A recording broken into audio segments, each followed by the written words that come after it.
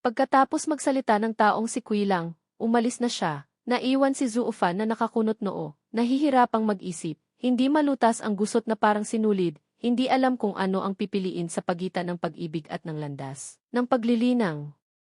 Bigla na lang, isang reklamo ang narinig mula sa kanyang kamay, lintik ng hamthong. Naglakas loob bang maliitin ako, Lodi, sabihing hindi ako karapat-dapat kausapin siya. Nakakatawa talaga. Pagkatapos noon, isang malakas na tunog, bang, muling sinipa ng malakas ang pinto. Galit na lumapit siyang siya, tumingin kay Zuofan, itinuro ang labas, walang magawang sinabi. Zuofan, sabi ng mga taga-Tianqing sect, gusto nilang makausap ang mismong pinuno. Lumabas ka na agad. Bahagyang kumunot ang kilay, nagtataka ang mukha ni Zuofan, bakit nila ako gustong makita? Ikaw na isang kagalang-galang na tagapanguna ng grupo, hindi ba pwedeng ikaw na lang ang kausapin nila? Narinig niyang siya at nabagot din ang mukha, ngunit sa huli ay walang magawang sinabi, sino bang nagsabing hindi? Ang mga lintik na asong ito, mapagmaliit sa iba. Ese! Pero, ikaw talaga ang gusto nilang makita, kaya puntahan mo na sila. Tutal, sila rin ay nangungunang sekta sa tatlong tagapagtanggol na sekta ng Tianyu, hindi natin sila pwedeng hindi bigyan ng mukha. Naging madilim ang mga mata ni Zuofan. Sumulyap sa taong ito, hindi mapigilang mapairap. Mahinang bumuntong hininga si Zuofan, tumayo at lumabas. Siya naman ang nanguna sa daan. Mabilis silang nakarating sa maliit na patio sa harapan. Doon, may apat na aninong tila lumulutang na nakatayo, inoobserbahan ang lahat sa paligid. Habang ang grupo ni Gihu ay nakatayo sa isang tabi, nagbabantay. Sa gitna nila, isang figura na nakasuot ng magarang damit, isang binatang may hawak na pamaypay na papel, tinitingnan ang paligid, at tumatawa ng mahina, ang liit naman talaga nitong patyo ninyo, lintik. Pero hindi na nakapagtataka, tutal, ito lang ang trato sa isang mababang tatlong sekta, siya Sanzong. Ha! Ang dalawa pang binatang nakasuot ng purong berdeng damit ay narinig ito at kaswal ding tumawa, tumingin sa direksyon ng grupo ni Gi Hu na puno ng pangmamaliit. Tanging isang matandang may puting buhok ang nakapikit ang mga mata, walang imik, malamig na nakatayo doon. Narinig ito ng grupo ni Gi Hu, nagalit sa puso, ngunit dahil naroon ang dalawang kagalang-galang na sina In Sha at Gi Sha, hindi sila makapagwala. Si Zuofan at Yang Sha ay lumapit mula sa malayo. Bahagyang tumaas ang kilay, malalim na nagsalita, ang mga taga-Tianqing sect na ito ay naparito para manggulo. Mukhang napakayabang ng grupong iyan ah. Kinindatan si Zuofan, siyang siya ay nagpadala ng lihim na mensahe sa isip, hindi ko rin alam. Wala namang alitan sa pagitan ng ating dalawang sekta.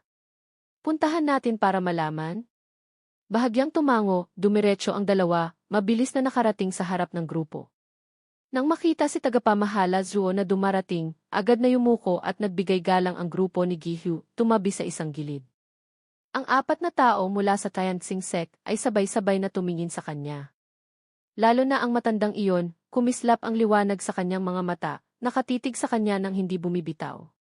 Matapos siyang titigan ng malalim, tinapik ng binatang binata ang pamaypay sa kamay, mayabang na nag-utos, ikaw ba ang tinatawag na Dark Horse? Mula sa labanan ng mababang tatlong sekta ngayon, si Zuofan. Nakita ka ng inyong abang lingkod, Bisek Senfi, noong lumaban kayo sa Xuan Chen sect. Pero hindi ka pa lumaban noon, kaya hindi malinaw sa akin kung gaano ka kalakas. Pero totoo ngang mayabang ka. Napairap na lang si Zuofan, iniisip, alam niyang mayabang ako, Lodi, tapos maglalakas loob pa siyang magpasikat sa harap ko. Hindi ba't naghahanap ito ng gulo? Kaswal siyang nagsalita, hehe. Ganoon din hindi ko alam kung ano ang pakay ng inyong pagparito, at kailangan pa akong personal na makita. Bahagyang humisi ang sulok ng bibig, ang binatang binata ay may masamang tingin kay Zuofan, ang mga mata ay puno ng pangmamaliit, ha. Wala naman. Narinig lang namin na ikaw, batang ito, ay sadyang gumagawa ng kalokohan, umaasa sa pagmamahal ng sekta, hindi nakikinig kahit sa mga elder at kagalang-galang. Kaya gusto naming marinig mula sa iyo mismo. Kumibot ang talukap ng mata ni Zuofan, malamig din siyang umisi. Ngayon ay naiintindihan na niya ang layunin ng kabilang panig. Gusto pala siyang bugbugin. Pero, isang gitnang tatlong sekta, Zong Sanzong lang, karapat-dapat ba sila? Nang makitang hindi siya nagsasalita sandali, inakala ng binatang binata na natigilan si Zhu Fan sa kanyang presensya, kaya lalo siyang naging mayabang, patuloy na tumawa ng malakas, hahaha. Huwag kang kabahan. Walang masamang intensyon ang inyong abang lingkod. Kaya lang, ang resulta ng laban ng gitnang tatlong sekta ngayon, kailangan ninyong malaman kung ano ang dapat gawin, dapat may pagtimbang kayo sa inyong puso. Natatakot lang ako na baka masyado kayong magsaya at makalimutan ang sarili, kaya espesyal akong naparito para paalalahanan kayo. Narinig ito ng grupo ni Nagihu, Shi Changlong, kumunot ang mga mukha, nakatitig. Biglang kinabahan ang puso, ang mga tao mula sa Musek ay tila naintindihan ang ibig niyang sabihin, biglang naging madilim ang kanilang mga mukha. Tanging si Zhu Fan ang hindi nakaintindi, mukhang nagtataka pa rin. Bahagyang kumibot ang kilay, si Zhu Fan ay tumawa ng mapaglaro. Ano ba ang resulta ng laban ng gitnang tatlong sekta ngayon? Sabihin mo nga para marinig. Hindi mapigilang umikli ang balat sa mukha, ang binatang binata ay biglang naging madilim ang mukha, mabangis na tumingin kay Zhu Fan. Alam mo na, nagtatanong ka pa. Gusto mo bang dungisan at hiyain ang aming Tianxing sect? Si. Kahit na hindi maganda ang naging laban ng aming Tianxing sect sa Songlonghi na ito, at napunta kami sa pinakailalim na pwesto sa gitnang tatlong sekta, hindi pa rin kami maikukumpara ng isang maliit na mababang tatlong sekta tulad ninyo. Oh! Narinig ni Zhu Fan, mapanghamak ng umuso. Oh, kaya pala nasa kailaliman kayo sa laban, natatakot na baka kami ang pumili sa inyo, kaya espesyal kayong naparito para humingi ng awa. Nagpanlaki ito ng mata ng kalaban, ngunit ang manloloko ay patuloy pa ring nagsalita. Sa wakas ay nalaman na ang layunin ng grupong ito, hindi mapigilang tumawa ng malakas, hahaha. Magaling na grupo ng mga asong kumakawag ang buntot sa amo. Pero kung hihingi ng pabor, kailangan may magandang asal. Ganyan pa rin kayabang, nagpapakita ng pangil at kuko, nagsasalita ng kung ano-ano, nangangagat ng basta-basta, walang sinumang magnanais na pansinin kayo. Ngunit katatapos lang magsalita ni Zhu Fan, dalawang sigaw ang umalingaw-ngaw, pangahas. Isang sigaw ay galing sa bibig ng binatang binata, ang isa naman ay mula sa matandang may puting buhok. Isang malakas na presensya ang biglang tumama kay Zhu Fan. Ang matanda ay hindi na napigilan ang galit, isang palad ang pinakawalan patungo sa kanya. Subalit, nanliit ang mga mata ni Zhu Fan, walang bahid ng takot, parang isang posting nakabaon sa lupa.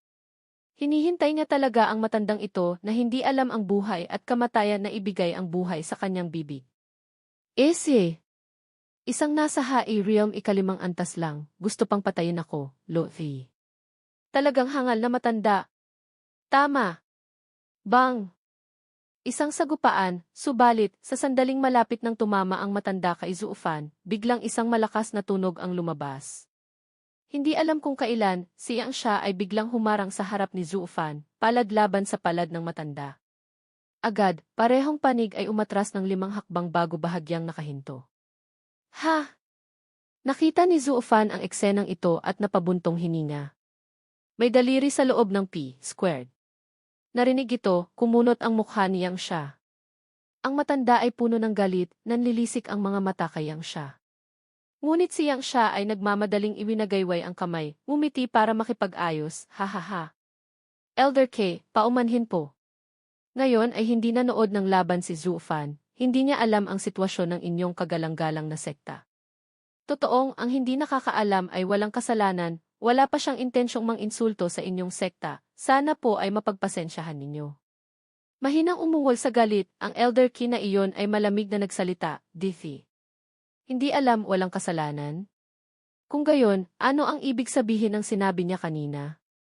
Sino ang asong kumakawag ang buntot sa amo, ha? Ito di. Biglang natigilan siyang siya, napilitang humiti na lang ng nahihiya, hindi alam kung paano sasagot. Si Zhu Fan naman ay mukhang walang pakialam pa rin, kaswal pa ring nagsalita, kung gayon, ano ang gusto niyong kalokohan dito ngayon, ha? Mabangis na sumulyap kay Zhu Fan, ang binatang binata ay malakas na sumigaw, naparito kami ngayon para babalaan kayo. Huwag kayong maging mapangahas na hindi alam ang sariling lakas, sumali sa lab. Anang ito. Tumigil na kayo habang maaga, huwag ninyong ipahiya ang inyong sarili. Si. Narinig ni Zhu Fan at muling tumawa, humalakhak, hindi pareho iyan. Kung hindi kayo natatakot sa amin, bakit pa kayo pupunta rito para magsayang ng laway? Sa madaling salita, kayong mga ito ay takot. Kung takot na kayo, dapat magpakita kayo ng itsurang nag-aalala at natatakot para sa akin, Lodi. Ang manloloko ay naglabas ng mayabang na aura, nagsalita, huwag kayong magpasikat sa harap ko, Lodi. Hindi ko gusto ang paligoy-ligoy. Biglang namula ang mga mata, ang binatang binata ay nanginginig sa galit, sumigaw, naghahanap ka ba ng kamatayan? Pagkatapos, kinindatan niya ang dalawang binatang nakaasul. Bahagyang tumango, agad na naintindihan ng dalawang binata, sabay silang sumugod patungo kina Shi Changlong, Bailian, Luxi, ang tatlong pinakamalakas na eksperto ng Mosek.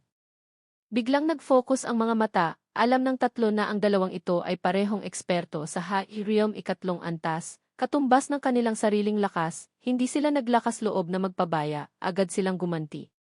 Subalit, sa sandaling iyon, ang katawan ng dalawa ay biglang naglaho na parang mga anino. Nang muling lumitaw, nasa harap na nila sila, nagpakawala ng isang palad. Sa isang iglap, tatlong pagsabog ang narinig. Ang tatlo ni Shi Changlong ay sabay-sabay na tumalsik, may bahid ng dugo sa sulok ng kanilang mga bibig. Sumulyap sina Zhu Fan at Yang Xia, ngunit hindi kumilos. Habang ang dalawang aninong nakaasul ay mabilis na bumalik sa kanilang pwesto, na para bang hindi sila umalis. Bahagyang tumaas ang kilay, nagulat ang puso ni Zhu Fan, bumulong, isang pinagsamang pormasyon ng atake na naman. Mahinang humisi ng malamig, iwinagayway ng binata ang kamay, DC. Isa lamang iyong babala. Kung hindi niyo pa rin alam ang buhay at kamatayan, maglakas loob na umakyat sa entablado. Kung gayon, huwag ninyong sisihin ang inyong abang lingkod na hindi magpapakita ng awa dahil pareho tayong tagapagtanggol na sekta ng Tianyu. Hindi ako mag-aatubiling pumatay. Pagkatapos, isinama niya ang elder na iyon at ang dalawang binatang nakaasul at umalis. Naiwan lamang ang tatlo ni Shi Changlong na dahan-dahang tumatayo, ang mga mata ay puno ng puot, pinapanood silang unti-unting lumalayo. Nag-isip sandali, ang mukha ni Zhu Fan ay malamig, walang pakialam na nagsalita. Gusto silang bigyan ng mukha. Mapanghamak ng umuso, siyang siya ay malamig na umungol, bigyan sila ng mukha, ano. Kapag naibaba na natin sila, tayo na rin ang nasa gitnang tatlong sekta, kailangan pa ba natin silang bigyan ng mukha? Galit niyang sinabi, Zhu Fan, tandaan mo ito. Ang pinakamayabang na bata kanina ay Sin Hamthong, anak ng Sect Master Ham ng Chayansing Sect. Basta huwag mo siyang patayin, kahit anong pagtuturo ng leksyon ay pwede. Ang iba naman, bahala ka na. Pero, ang dalawang nakaasul ay si Hatson at Hatlam, ang pinag-aaralan nila ay ang Lingsu and Kuyet, ang kanilang mga anyo ay mailap at hindi tiyak, napakahirap kalabanin. Ngayon sa laban ng gitnang tatlong sekta, muntik na silang makakuha ng 2 puntos mula sa kamay ng Sword God Sect. Sayang lang at nakaharap nila si Ontin Kiem Ondao. Kung hindi, base sa kabuang puntos, maaari talaga nilang talunin ang Mohanzong at makuha ang pangalawang pwesto sa gitnang tatlong sekta. Tutal, 1 puntos lang naman ang lamang sa kanila ng Mohanzong. Mahinang humisi ng malamig, si Zhu Fan ay nagpakita ng masamang ngiti, salamat sa Mohanzong para ilagay ang mga ito sa kailaliman. Kung hindi ko sila sisipain palabas ng gitnang tatlong sekta, hindi ako tao. Esi.